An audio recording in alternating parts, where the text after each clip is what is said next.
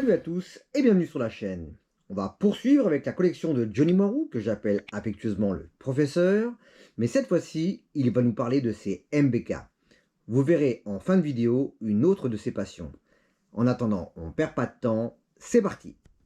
Donc là, on a une 51 Magnum réplica. Alors pourquoi tu l'appelles réplica? Réplica parce que c'est pas une Magnum d'origine. Parce qu'elle n'est pas de la bonne couleur, parce qu'elle est... Parce que ça n'est pas une, c'est une Black. C'est une Black de 85 et sur laquelle j'ai voulu la transformer en style Magnum, mais pas avec le couleur d'origine. Avec ta petite touche personnelle, on va dire. Voilà, avec ma touche personnelle, on est dans l'esprit Motobécane, on est dans l'esprit des années 90, et donc j'ai fait une machine qui aurait pu sortir chez MBK comme elle est là. Donc on ne dit pas que c'est une copie, c'est une réplica. Donc ça ressemble à une Magnum, mais c'est pas une Magnum. Ça n'était pas une à la base. Je vois que tu as mis des amortisseurs à gaz. Ouais, mais alors c'était pour mettre des amortisseurs. Ceux-là, je trouve, ils étaient jaunes comme la Magnum. Donc je les trouve très sympa pour les mobylettes. Ouais. J'ai mis le brassier en carré, donc sur les premières Magnum il était rond. Sur les versions d'après il était carré comme ici, avec les cale-pieds qui allaient avec. Donc voilà, c'est une machine qui est un peu... c'est un mix, voilà. Donc c'est un mélange d'années, c'est un mélange de... Alors les couleurs, Motobécane n'a jamais sorti cette couleur-là.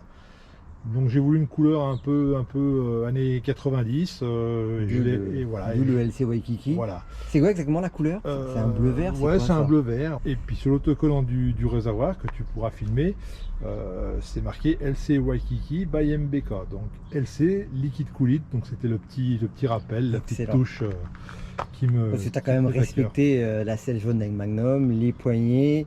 Il y a quand même les jantes, tout ça, ça reste du Magnum. Oui, c'est du Magnum, le refroidissement liquide. Oui, c'est le pot d'échappement, t'as mis quoi dessus? Un Polini, custom. Bien entendu, tout est neuf. Tout est neuf. On est d'accord. Tout est neuf. Oui, celle-ci, tout est neuf. Et puis c'est une machine qui me plaît beaucoup parce qu'elle est très agréable à conduire, elle marche très bien, elle est très confortable. Je confirme. Elle va bien. Elle me plaît beaucoup celle-ci. Là Johnny, le compteur c'est ni un Zax, ni un Uray, ni un Zax Uray, c'est un Transval. Pourquoi? Transval, il y a eu des séries Transval après. Et celui-ci c'est une reproduction donc de Turquie qui est estampillé MBK, qui est conforme aux autres par la forme, mais qui n'a pas tout à fait le même chiffrage et puis qui va jusqu'à 80-100 km/h. Et donc il était neuf, donc j'ai voulu mettre celui-ci. Et pourquoi la Turquie? Ils ont des usines, ils avaient des usines Motobécane ou MBK là-bas? Oui, il y a encore un peu de stock de Motobécane. D'accord. Alors il y a un autre nom, c'est Berryama, je crois, chez eux, que ça s'appelle, mais la Motobécane. Et il y a des presses, des choses comme ça qui sont parties là-bas pour pouvoir faire leur machine à eux. Et il y a encore de la pièce neuve chez eux, oui, tout à fait. Et au niveau du pontet, c'était celui-ci ou il y avait un autre modèle de pontet pour la MBK Magnum? Comme celle-ci, elle n'est pas vraiment d'une année spécifique. Le pontet comme ça a été monté sur les Magnum en série 2. Donc les versions avec le bras carré avaient ce pontet-là. Là, la selle, elle brille beaucoup. Est-ce que c'est une vraie selle ou c'est tu as trouvé le moyen d'en refaire une? Non, alors très difficile à trouver une selle de Magnum jaune. Et puis quand tu en trouves, les prix sont exorbitants. C'est clair, j'en ai vu moi à plus de 200 € sur eBay. Même au-delà, j'en ai vu aussi. Et donc cette selle, je l'ai fabriquée de toutes pièces. Donc c'est une embosse de Siao. J'ai racheté une selle actuelle, donc qui a la fixation Motobécane, mais le plateau Peugeot. Donc j'ai dessoudé. J'ai dessoudé la selle du Siao. J'ai mis l'embosse dessus, ressoudé. Et puis la coiffe de selle, donc je l'ai fait peindre avec des produits spécifiques. Et puis j'ai remis le petit logo MBK derrière comme il était à l'origine. Un petit transfert quoi, un pochoir et... Un pochoir et de la peinture exprès pour plastique. Et puis bon là on a beaucoup de soleil donc effectivement elle brille un peu. C'est 51 hein. Non, c'est juste pour dire qu'elle démarre quand même. Elles sont statiques là, mais elles démarrent. Hein. On aurait pu aller faire un tour, il fait super beau, mais bon.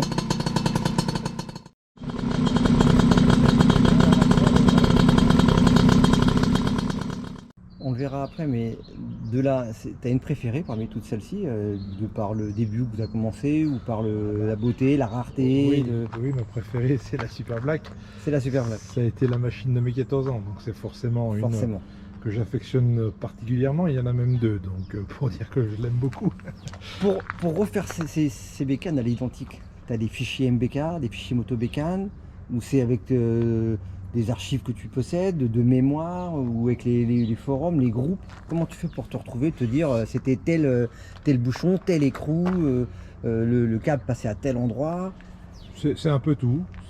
C'est vérifier les sources d'époque, donc les publicités d'époque, les choses comme ça. La mémoire, parce que étant donné que j'ai travaillé chez MBK dans les années fin des années 80, donc il y avait des modèles que l'on voit là. J'ai eu ma première machine, c'était la Super Black. Donc de la mémoire, des fichiers, des photos sur internet. Avec internet, on trouve quand même pas mal de choses. Et puis il y a un lexique papier que j'ai retrouvé où il y a tout l'éclaté des pièces. Donc on peut quand même aussi voir qu'est-ce qui était monté. Et comment c'était monté, où l'écrou allait. Et... Tout à fait.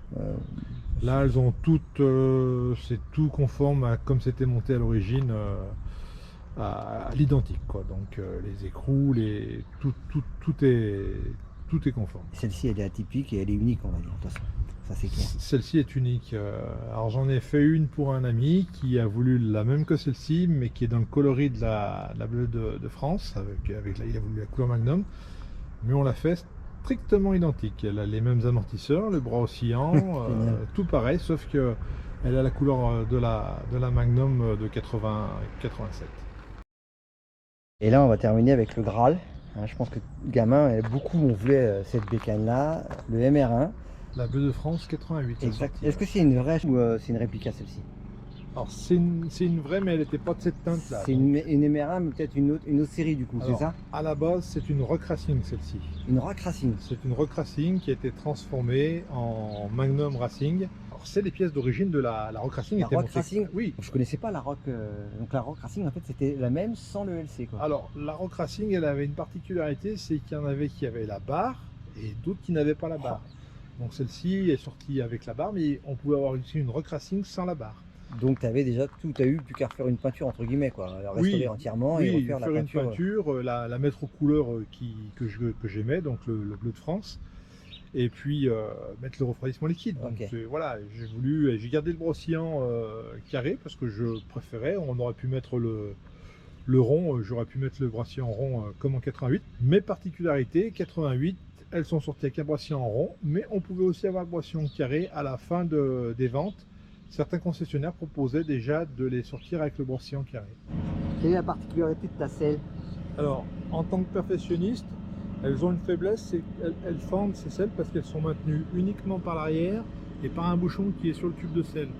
Donc ça, c'est une faiblesse. Et donc moi, j'ai soudé sur le châssis, j'ai ressoudé une embase qui fait la forme de la selle et qui vient maintenir totalement l'assise de selle. Donc celle-ci repose sur le châssis complet devant et derrière. Du coup c'est beaucoup plus costaud. L'assise est pas dans le vide au milieu, quoi. Elle est maintenue tout le long. Mais c'est un starter 2000, donc en position fermée. Et là en position ouverte avec un blocage qui se fait manuellement et puis tu le lâches. Voilà. Donc là les compteurs sont neufs, la mousse. J'ai trouvé ça en Turquie. Le vendeur a bien voulu me vendre un jeu puisqu'il en avait 2 jeux et il en a voulu regarder un pour lui et qu'on a vendu un. La selle, même chose. La selle Chapi classique, donc une reproduction en ABS, totalement neuve avec les mousses, L'épaule, là, t'as mis un Giannelli. Pourquoi par exemple? Est-ce que c'était ça d'origine ou est-ce que c'était le choix ou l'opportunité? C'était un Cobra. Oui. Donc c'est la seule chose qui a été montée non conforme à l'origine. Mais c'est un pot racing, donc je trouvais qu'il allait parfaitement avec cette machine, qui lui donnait une allure un peu plus encore course, quoi. Donc c'est juste pour le look, il n'y a pas du tout d'effet de vitesse ou quoi que ce soit, c'est pour le look. Il y a là un superbe look. Je vous laisse me le dire en commentaire. Le fameux starter. L'essence au moins. Ça démarre. Ça fait combien de temps qu'elles n'ont pas démarré? Ah non. Ça fait 1 an qu'elles n'ont pas démarré. Ce bruit magnifique. Il fallait que ça arrive l'essence. Là, je vais la remettre à enfermer, puis elle va s'éteindre toute seule. Je vide les cubes. Eh oui, c'est l'hivernage, on vide les cubes en hivernage. Non, vous inquiétez pas, les autres démarrent également. Elles sont magnifiques. Alors n'hésitez surtout pas à me dire ce que vous pensez de ces modèles en commentaire, quel modèle vous avez eu. On partage un peu nos expériences mutuelles en commentaire, ça fait toujours plaisir. Et je pouvais pas m'empêcher de toute façon de faire un petit clin d'œil sur la Oldsmobile, mais bien entendu vous l'avez reconnu, ça c'est une Chevrolet. Je parlais des 7 Oldsmobile là. Elle est magnifique. Quand je dis que notre professeur il fait les choses bien, ça Johnny, tu peux nous parler rapidement de cette merveille là? Alors, comme vous pouvez le voir, je n'ai pas que la passion des mobylettes. J'ai aussi la passion des voitures américaines des années 50. Donc c'est une Oldsmobile que j'ai depuis quasiment 20 ans et que j'ai refaite en partie puisqu'elle était dans un bon état de restauration. Le prédécesseur l'avait restaurée au niveau peinture. Moi j'ai refait la mécanique, un peu de sellerie, 2-3 accastillages. Je l'ai mise à mon goût et puis beaucoup d'entretien, freins, choses comme ça. Donc là elle est 100% conforme à l'origine et puis c'est une voiture qui nous permet de rouler presque tous les jours si on voudrait quoi.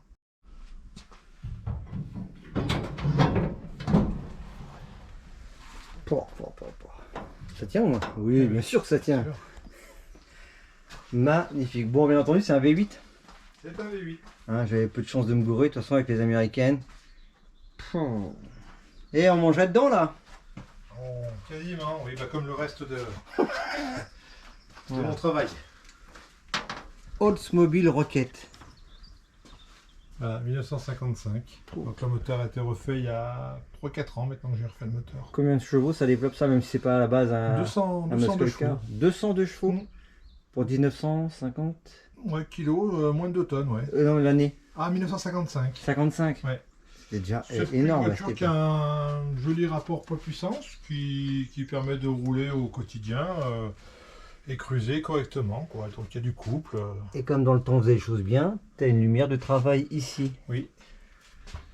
Avec les feux, on peut éclairer le compartiment moteur. Compartiment moteur, la petite bouteille d'huile, Accessoire. le radiateur énorme, les klaxons de fou.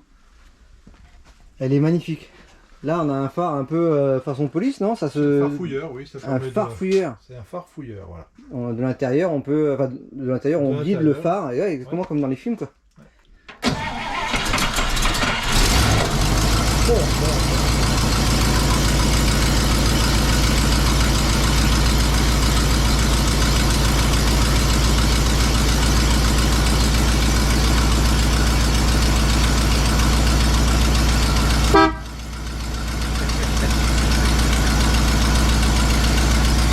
Et il est content. Ah oui. Eh, costaud la porte hein, déjà. Et l'intérieur, bah, c'est neuf. Non? J'ai changé les moquettes il y a 3 ans, pendant le Covid. 4 ans. Tu t'ennuyais, tu t'es dit je vais... Oui.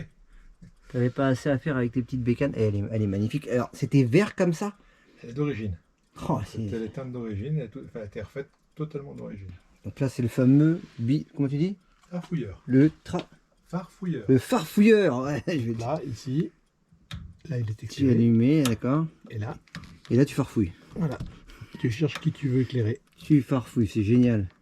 On met en valeur la 103 avec le farfouilleur. Projecteur. Le farfouilleur du professeur. Ouais, nickel chrome. Bon, c'est tu rentres à 5 maintenant, 6 même. 6, 3 3 chaque... devant, 3 derrière. Sur la carte grise, c'est 6, non? Ouais, 6. Ah, c'est 6 sur la carte grise. C'est une 6 places. Oh, excellent. C'était toutes des 6 places des américaines des années 50. Et donc là, Par les... on avait une vitre électrique ou une vitre manuelle? Celle-ci hein, a été dépourvue. L'autre que j'ai à restaurer avait un... L'autre que j'ai à restaurer. Une à restaurer.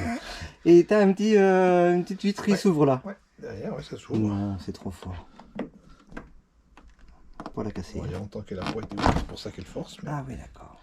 Voilà, tu pouvais avoir l'air qui allait sur le, C'est génial. sur le passager. Et donc celle-là, elle n'avait pas l'option vitre électrique, on va dire. Elle n'avait pas l'option électrique. Et on retrouve encore les pièces de tout ça là, parce que tu casses une vitre ou autre, comment tu C'est te... compliqué, mais on trouve. C'est magnifique. Bon, merci à toi, Johnny. Voilà. Et toi, Ah, c'est quoi ça? Attends.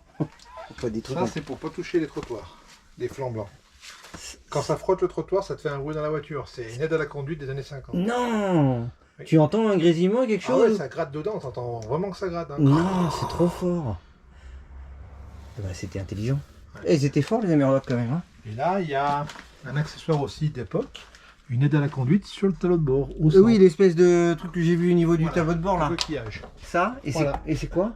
Ça te permet de voir les feux tricolores avec la casquette, comme aux États-Unis c'était pendu en l'air. Tu n'as pas à te baisser pour voir, tu regardes dans le coquillage. Génial. Ah oui, non, il pensait à tout. Magnifique. Il pensait à tout. Super.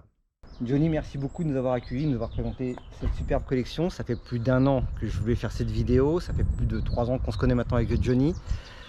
Tu as quelque chose à dire, Johnny, peut-être? Oui. Alors moi, ma spécialité, c'est la réfection des mobylettes. Toi, la tienne, c'est les vidéos. Alors je te remercie pour tout ce que tu fais au niveau des vidéos. Je pense que ça peut être utile à beaucoup de personnes aussi.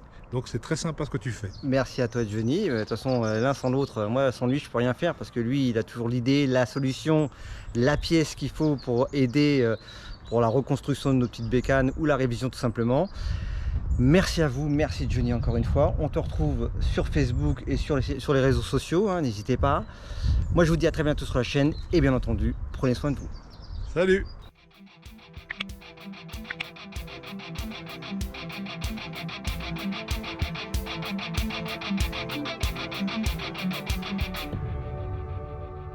Travail de Johnny, travail d'Eric.